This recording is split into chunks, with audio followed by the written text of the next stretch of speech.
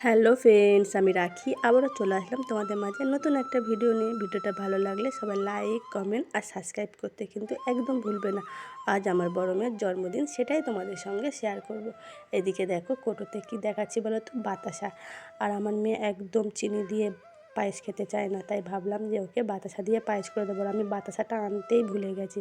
তা হচ্ছে দেখো, ঠাকুরকে খেতে দিই যে বাতাসা, ওই বাতাসাটা থেকে আমি বেছে বেছে তুলে নিচ্ছি। যেহেতু তুলসী পাতা আছে, তাই বেছে বেছে তুলে নিলাম, ওটাই পায়েসে দিয়ে দেবো। আর এদিকে দেখো চিকেনটা বসিয়ে দিয়েছি। আর চিকেনটা তো হয়ে এসেছে, আর চিকেনটা না কাজের ফাঁকে বসিয়ে দিয়েছি, আর মানে একটু সামান্য লেগে গেছে। আর এদিকে দেখো পায়েসটাও বসিয়ে দিয়েছি। পায়েসে কিন্তু আমি একটুও জল দিইনি, 2 প্যাকেট দুধ দিয়েছি, দিয়ে পায়েস করছি। আর এদিকে দেখো তোমাদেরকে কাজু বাদাম দেখাচ্ছি। কাজু বাদামের মধ্যে কিন্তু কিশমিশ নেই। কিশমিশ একদম আমাদের বাড়িতে কেউ খেতে চায় না, বড় থেকে সবাই বেছে বেছে ফেলে দেবে, তাহলে তো দেওয়ার কোনো মানে হয় না। তাই ভাবলাম যে আমি আর কিশমিশ দিয়ে পায়েস করব না, শুধু শুধু কিনে আনবো কিশমিশ আর সবাই ফেলে দেবে। তার থেকে কাজু বাদাম দিয়ে পায়েস করি, সবাই খাবে। পায়েসটা দেখতে পাচ্ছ কত সুন্দর হয়েছে। আর এদিকে দেখো চিকেনটা তো হয়ে এসেছে, তাই ভাবলাম এবার গরম মশলা দিয়ে দিই, নাহলে বেশি শুকিয়ে যাবে, তখন খাবে কি দিয়ে। আর ডাল টাল করিনি, শুধু খালি চিকেন আর কয়েক রকমের ভাজাভুজি করেছি। দেখো চিকেনটা তো হয়ে এসেছে, আর গরম মশলার গুঁড়ো দিয়েছি। এবারে চাপা দিয়ে দিই, নাহলে তার গন্ধ উড়ে যাবে, গরম মশলার গন্ধটা উড়ে যাবে। তা দেখো আমি এবার চাপা দিয়ে দেবো। আর এদিকে দেখো পায়েসটা তো হয়ে এসেছে, পায়েসটার মধ্যে এবার শুধু বাতাসাটা দিলেই রেডি হয়ে যাবে। দেখো পায়েসটা বাতাসা দিয়ে দিলাম, বাতাসাটা গুলতে একটু সময় লাগবে। তা দেখো বাতাসাটা গুলুক। এবার দেখো আমি কী কী রান্না করেছি সেটাই তোমাদের সঙ্গে শেয়ার করব। আর মেয়ের যেহেতু জন্মদিন, মেয়ের পছন্দ মতো রান্না করা আমার উচিত। আর হচ্ছে আমি ওর পছন্দ মতোই রান্নাটা করেছি। ও হচ্ছে বলেছিল যেগুলো সেগুলোই করেছি। আর হচ্ছে দেখো এদিকে ফুলকপির বড়া করেছি, ধনেপাতার বড়া করেছি, আলু ভাজা করেছি, অনেক কিছু ভাজাভুজি করেছি। আর করেছি সবচেয়ে ভালোবাসে পেঁয়াজ পোস্ত। পেঁয়াজ পোস্তটা আমি ওকে না জানিয়েই করেছি। আর এদিকে সকালবেলা তোমার দাদাভাই কাজে গেছে, তা সকালবেলা একবার রান্না করেছি, শঙ্কর মাছের তরকারি করেছি, তোমার দাদাভাই চলে গেছে নিয়ে। আর দেখতে পেলে পায়েসটা রেডি হয়ে গেছে। আর এবার গ্যাস ট্যাস তো ঘরে অনেক কাজ থাকে, গ্যাস ট্যাস পরিষ্কার করে নিলাম। সারাদিনে যে আমি কতবার গ্যাস পরিষ্কার করি সে বলে বোঝানো যাবে না। এদিকে দেখো গ্যাস পরিষ্কার করা হয়ে গেছে।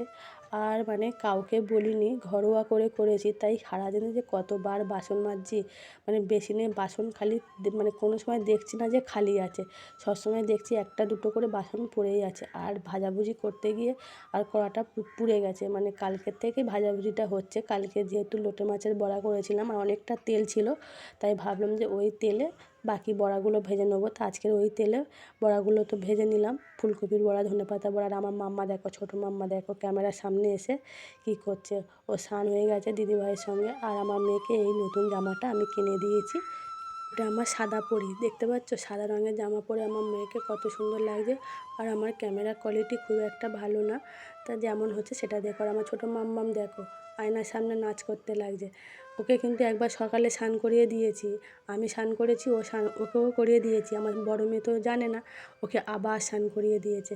তাই ভাবলাম যে দিদিভাই নতুন জামা পরেছে, তাই আমার মাম্মাকেও নতুন জামা পরিয়ে দিয়েছে। আর ও আয়নার সামনে এত নাচ করছে দেখো।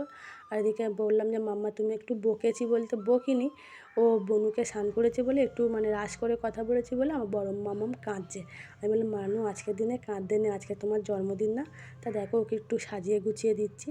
ও তারপর সবারে তো পুজো দিতে যাবে, আমার মেয়ে কিন্তু প্রতিদিন পুজো দেয়।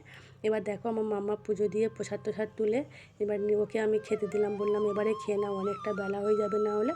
তা দেখো আমার মাম্মাম খেতে বসে গেছে। আর যেটুকু পেরেছি আমার সামর্থ্য অনুযায়ী আমি ওকে আয়োজন করেছি, তাই সেটাই আমি খেতে দিয়েছি। এবার দেখো রাতে বললাম না যে কয়েকটা বাচ্চা আসবে, বাচ্চা হচ্ছে এসছে, হচ্ছে দেখো দাদাভাই কেক নিয়ে এসেছিলো। আর কেক আমার মেয়ে তো একদম মানে চকলেট কেক খেতেই ভালোবাসে, তাই আমি বলেছি চকলেট কেক আনবে, অন্য কোনো কেক আনবে না। ও একদম ভালোবাসে না অন্য কোনো কেক। আর এই ছোট্ট মতন কেকটা তোমার দাদাভাই আমার মেয়ের জন্য এনেছিলো, দেখো ছোট্ট মতন একদম হলেও বা খেতে কিন্তু খুবই ভালো ছিল। আর দেখো বাচ্চা জন্মদিনে বাচ্চারা না আসলে একদম ভালো লাগে। বড় এটা আমার ভাই, আমার ভাই কিন্তু মানে ও জানেই না, আমার মেয়ে জানে না যে ওর মামা আসবে বলে, আমি জানতাম। তা দেখো আমার ভাই আমার মেয়ে ওই যে কানে দিয়ে আছে ওটা নিয়ে এসেছে, ওটা খুব আমার মেয়ের পছন্দ হয়েছে। ও ওইটা মানে কিনবে বলে আমাকে কদিন ধরে বলছে যে মা আমাকে ওইটা কিনবো। তো আমি ভাবলাম যে ওটা ওকে অনলাইন থেকে কিনে দেবো। তাই আমার ভাই দেখি না ওকে ওই জন্মদিনে ওটা গিফট করেছে। আর আমার ছোটো মাম্মাম দেখো ক্যাডবেরি খাওয়ার জন্য অস্থির হয়ে গেছে। তা দেখো সবাইকে খেতে দিয়েছি আর আমি একটু ঘুরতে যাব, তাই হচ্ছে ভাবলাম যে ঘুরে এসে তারপর বাচ্চাদেরকে একদিন খাওয়াবো, সেই ভিডিওটাও তোমাদের সঙ্গে শেয়ার করব। আর শুধু ওদেরকে সিমুইর পায়েস আর হচ্ছে কেক খাইয়ে ছেড়ে দিয়েছে। আর আমার দেখো সবাই খাচ্ছে, আর আমার ছোট্ট সোনামা কিন্তু একদম খাবে না, ও তো একদমই খাবে না, ওকে তো আমাকেই খাইয়ে দিতে হয়, ও একা হাতে এখনও খেতে পারে না। আর হচ্ছে দেখো বাচ্চাগুলোকে খাইয়ে ছাদে পাঠিয়ে দিয়েছে, ওরা গিয়ে ফানুস ওড়াচ্ছে।